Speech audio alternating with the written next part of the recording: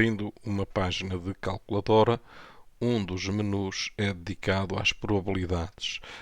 Por exemplo, se eu pretender calcular 5 fatorial, carrego na tecla 5 e acedendo a esse menu e selecionando a primeira opção, faço o Enter e obtenho o valor de 5 fatorial.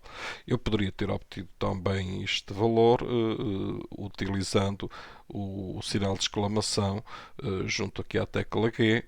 Portanto, vou aceder aqui, clicar e fatorial, obviamente, obtenho o mesmo resultado.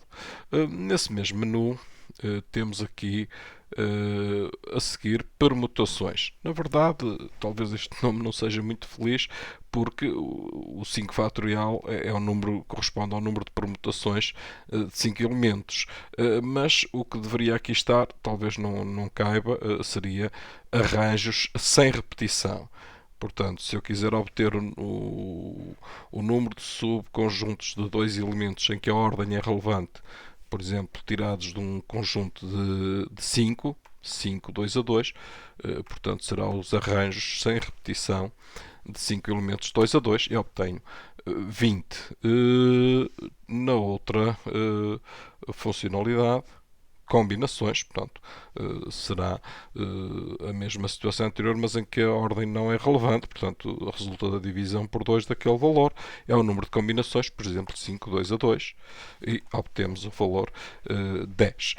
Um outro aspecto interessante neste menu tem que ver com esta parte do aleatório.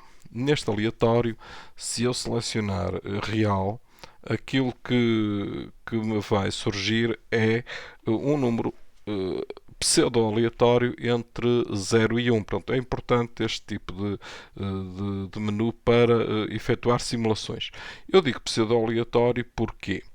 Porque se as calculadoras fizerem, as diferentes calculadoras dos alunos fizerem este rand pela primeira vez, vão todas obter o mesmo, porque há uma semente, chamemos-lhe assim, que inicia um algoritmo e os valores depois vão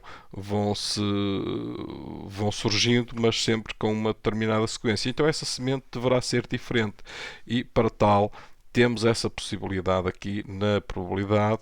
No aleatório temos aqui inicialização. Portanto, o rand seed, eu devo escrever aqui um valor qualquer, por exemplo, eu vou pôr rand seed 3.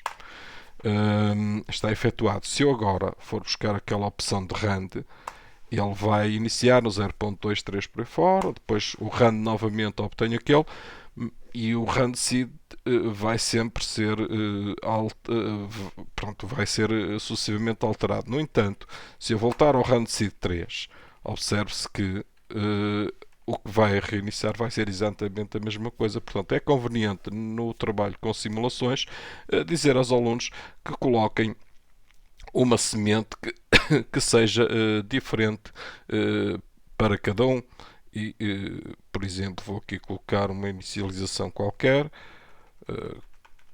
Pronto, à partida será diferente de outros alunos, digamos assim, e agora posso fazer um rand já com um bocadinho mais de segurança em relação à aleatoriedade, e podemos também obter valores aleatórios, mas inteiros, que pode interessar mais, e entre dois determinados. Por exemplo, se eu quiser efetuar uma simulação do lançamento de um dado, eu quero gerar números inteiros de 1 até 6. Ora, e então estou aqui a simular sucessivamente o lançamento de um dado. Posso, por exemplo, gerar o lançamento de dois dados.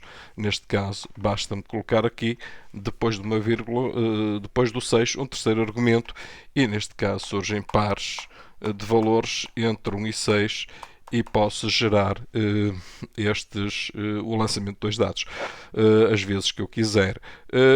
Isto proporciona uma diversidade de investigações e de trabalhos interessantes que se podem fazer com os alunos, e vamos ver apenas um exemplo de uma pequena aplicação destas funcionalidades de seguida. Numa página de listas e folha de cálculo, vou colocar aqui nesta primeira célula a simulação do lançamento de um dado. Portanto, menu, dados, aleatório, número inteiro de 1 a 6. e vou guardar este valor numa variável que store, vou chamar por exemplo D. Ora, se eu fizer Ctrl R, estou a gerar sucessivamente números inteiros de 1 a 6, simulações de lançamentos sucessivos de um dado. Nesta coluna B vou capturar essas simulações de forma a ficarem nesta coluna. Para tal, no menu Dados, vou capturar manualmente os dados da variável, neste caso D. E ao fazer Enter, reparem, se eu fizer Ctrl ponto, eu vou colocar aqui aquele 4. Se eu fizer Ctrl R, gerou 5, agora Ctrl ponto e tenho 5. Ctrl R, tenho novo 4, Ctrl ponto, tenho aqui uma coluna realmente com todos os lançamentos do dado. A coluna C vai ser uma coluna das faces. E na coluna D vou colocar as frequências absolutas de cada face. Repare-se, neste caso, vou contar na coluna B os elementos da célula que são iguais à célula C1. Se eu copiar estes dados, obtenho naturalmente todas estas contagens, 2 4, 1 5 e mais nada. E aqui nesta coluna, fazendo a divisão da frequência absoluta pela contagem dos elementos da coluna B, eu obtenho, e multiplicando por um ponto para ficar na forma decimal, eu obtenho a frequência relativa. Portanto, ao simular Ctrl R, Ctrl ponto, eu vou obter mais dados. Quanto mais dados, melhor, em termos de uma teoria frequencista da probabilidade, para perceber a relação que existe entre os diferentes valores de frequências relativas. E vou aqui então agora fazer o seguinte, fazer uma representação gráfica.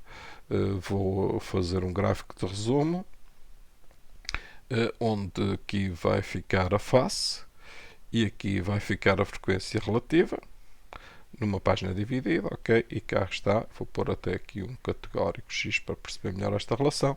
E agora posso continuar a fazer este trabalho, Ctrl R, Ctrl ponto, e a simulação está automaticamente a ser refletida no ajuste que está a acontecer no gráfico. Portanto, é um trabalho pode ser interessante ao nível do desenvolvimento com os alunos, e podemos gerar aqui muitas outras situações e problemas bastante mais complexos em termos de simulações.